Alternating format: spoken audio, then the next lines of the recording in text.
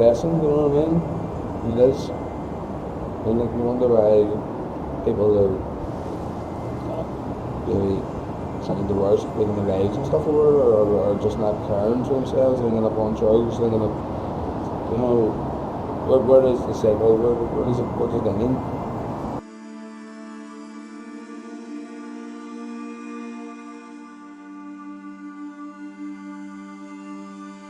It's the weekend in Belfast, and like many of you, I had originally planned to go for a Christmas pint. But instead, I'm going out and speaking to people whose night looks a little bit different. I'm going to be speaking to people who face a choice every day to find shelter for the night or face a dangerous night sleeping on the streets of Belfast. The very same streets where just last week a man was found dead. Tonight we're going to be meeting with Jade the barber and David, a man who spent most of his life living on the streets of Belfast.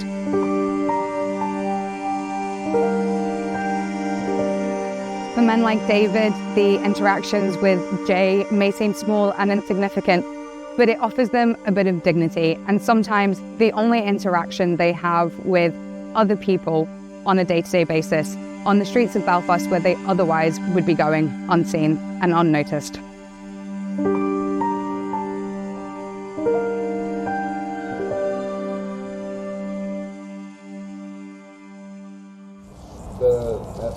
Starting with pregnancy or whatever, have you? And then like at the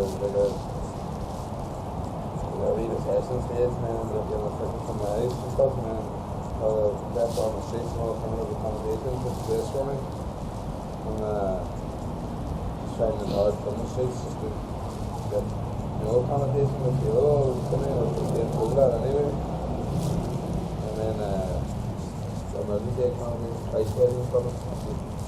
Where to Belfast or it's pretty late at night already or whatever, you know what I mean, or you know phone for them to get back to you, or it's awkward, you know, it's like catch-22, isn't it? Yeah, it is. Yeah. And it's kind of like that every night. Is that like what an average day or night would look like for you, you know, kind of trying to find that bed for the night?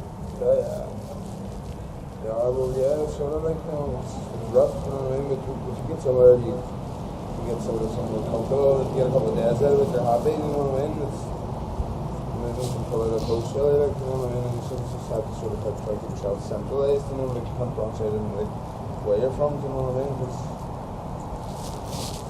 where do you stay, you know what I mean, and you're in a place completely, you know what I mean, it's like, you have to sort of be in around the centre, you know what I mean. And how long has it been like this for you? Well, I was exposed to like sort of this here when I was a youngster, like, you know, when I was on the Holy Lands, I was sort of up and down mechanic or whatever. I was only 14 years ago, 17 years ago. So sort of like streetwise, you know what I mean, it's been there, I've started to run about in that sort of social circle, you know what I mean, so it's a bit easier for me, like, compared to what it is for others, but like the last 14 weeks or so, like, it's been hectic, you know what I mean, like, being in that social circle with accommodation and then being in that social circle without accommodation, it's a completely different feeling, you know what I mean, it's a different sensation of socialness, you know what I mean. Like it's unsecure, you know what I mean, like, it's depressing, you know what I mean, it is. And like, you wonder why people are having the worst, taking their lives and stuff over it, or just not caring for themselves, ending up on drugs, ending up, you know, where does the cycle, where does it end? You know what I mean? Because I mean, like, in a situation where it is your choice and it's not your choice, it's two different things, you know what I mean? It's two different ways of being. It's getting harder, it's getting tougher, it's getting colder. It's a nightmare. There's only so much help out there, like, or so much help out there that's trying to get the help, you know what I mean? So it's not really help as such, really, is it? There's some really bad news the other day where a man unfortunately lost his life overnight while sleeping on the streets. Is that, I suppose, do you know anyone who's kind of that's happened to? Is that something you hear about? It's worrying, like, you know, there's a couple of people recently that have passed away from the streets, like, you know what I mean? Is that like circumstances of being out in the cold and stuff, you know what I mean? That's different circumstances, you know.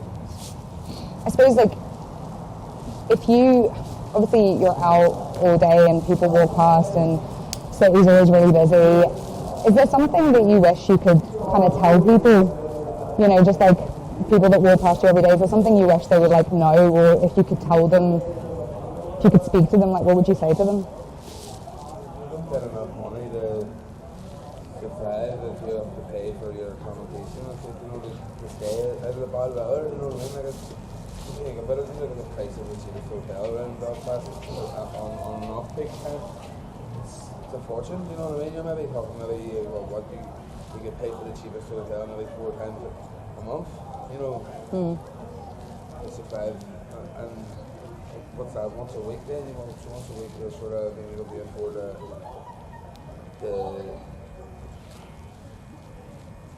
pay for your own accommodation, it's just, you know what I mean, like it's not easy, you know, there's other agencies and stuff out there that if they weren't there, would be 100% lost, like, you know what I mean, but if you get up for them, like, you know, you really need them, like, you know. I suppose people like Jay, you know, people who are there to kind of help you out. Even like prices are cut in some places too, you know. Jay helps out, cuts the boys' hairs, you know. It makes you feel a bit better too, it makes you have a bit of pride in yourself, you know what I mean? Because the length of the hair to go back, you know, it's crazy, like, you know.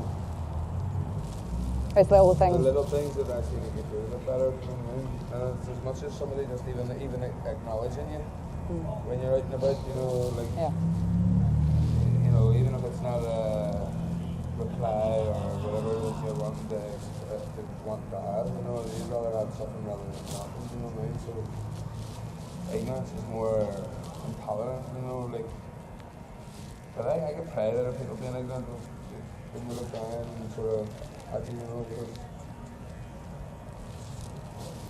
you don't feel about it and if you're down all the time with other people, you know, you're down enough with your own situation and your own circumstances. But you never know what's around the corner, I suppose. Amen. And Jay, like, obviously this is something you do. Tell us a little bit about kind of your history and how you came to kind of be doing this. Well, I actually started doing homeless cuts on Christmas Day, nearly in 2010.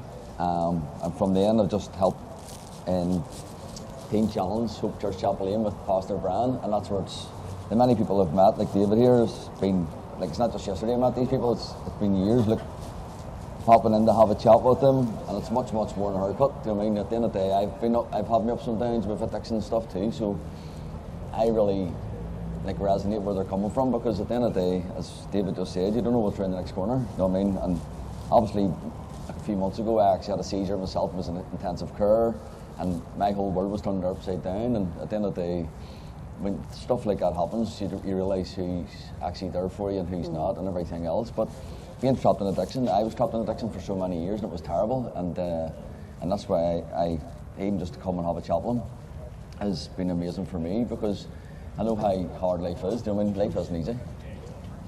I suppose in all the years you've kind of been doing this, you've obviously met a lot of people. Is there any kind of story or experience or something that's kind of like really stayed with you? He phoned my wife Orla, and he had no money for a haircut, and he came in and he's injecting cocaine and had his arm was all burnt, and I got the chance to pray for him at the back of the shop. He started crying. Next day he came to the shop. He says he was on the Shankill Road, and he opened a tin of beer and he says, "God, if you're real, give me a sign." And he turned around and there was a sign saying, "Cast all your burdens upon me, because I care for you, Peter." And the thing about it is, when you're lost and you haven't found your way, and there's, like, in life there's so many ups and downs, but when you're down and out and you don't have much, like, what is it that gives somebody a bit of time and speak to them? Do you know what I mean? I grew up in a really, like, troublesome childhood, and I think I get a bit of fulfillment out of, like, speaking to people like David, or much more people in city centre. Like, in the last 5 years, look how bad the homelessness has got. What is the government actually doing? Do you know what I mean? It's mad. You know what I mean? They're doing all these other things, but they're not helping the homeless. At the end of the day, I think there should be a lot more people standing up and trying to fight and help these people, because listen, there's so many people that's trapped in addiction, and I think sometimes people look down and go, oh, they're not good enough or whatever. They're human, and they need loved. They need love back to obviously help. Do you know what I mean? And that's why I continue to do what we do. And even if it is just a simple haircut, it can mean so much to somebody else. Yeah, and it's something you kind of touched upon, because I think that's one of the things we hear a lot about on the news at the minute, is how homelessness, housing, it's really bad, it's getting worse. But with all the work that you do, kind of interacting with people, how have you noticed things change over the years? Is it getting worse? Do you see more people coming for help, needing help? I should do, in my opinion, I should do so much more, but I run 2 shops and stuff, and I've got 6 children and stuff, and the thing about it is, in the last 5 years, it's crazy what I've seen with so many people. I see so many broken people. And it hurts me, because at the end of the day, I know what it's like to have nothing. Do you know what I mean? At the end of the day, yes, I've got a business now, but the thing about it is, at one time I was in a bad place. But the thing about it is, these people, they need love back to help. Do you know what I mean? They need so much love, not to be put down. Like, I think it's, in my opinion, it's a bit of a letdown that when the weather's bad, they can give them somewhere to stay, but in other nights they can't. Do you know what I mean? I think Belfast is such an amazing city, but in other ways we should be really helping the homeless, because I think we could really, really, really help them in big, big ways if we all came together. And it wouldn't take that many people to do it. Do you know what I mean? I think Stormont or many, many other people could do so much more for them. Good to see you at the hospital again, Jay, man. Good man.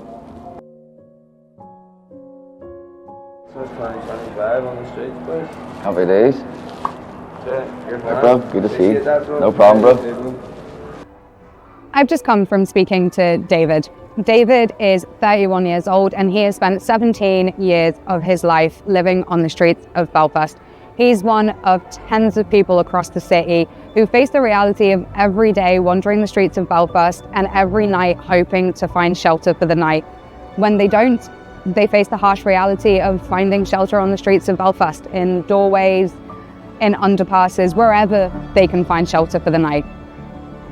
While we were speaking to David, he was getting a haircut from Jay, and for David and people like him, those interactions with people like Jay, the people who come out on the streets day and night, supporting people, listening to them, spending a bit of time with them, those are the little moments that make it worth it for David. It's Christmas. Everybody is getting ready, preparing for the holidays with their families, shopping for their presents, Christmas parties.